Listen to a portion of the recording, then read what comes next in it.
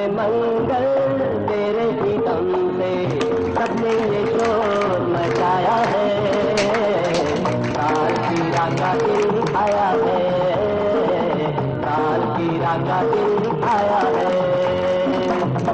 ये सालगिरह 5 साल के बच्चे की नहीं बल्कि 105 साला दादी की है।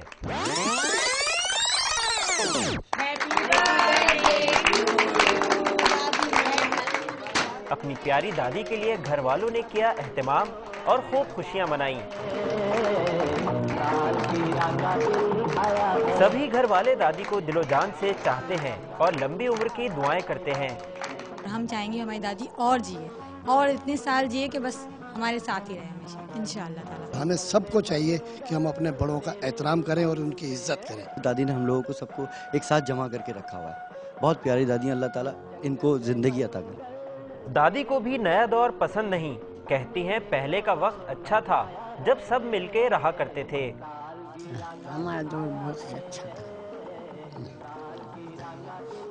भूखे सूखे हमने टुकड़े खाए, वो खाया पर हमारी जिंदगी अच्छी गुजरी। आज के बच्चे बेचारे दुखी के डालिए।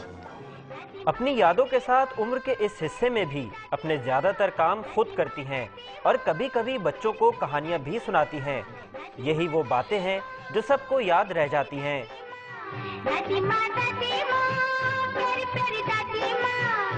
कैमरामैन फैसल शेख के साथ हिलाल नजमी, डॉन न्यूज़, कराची।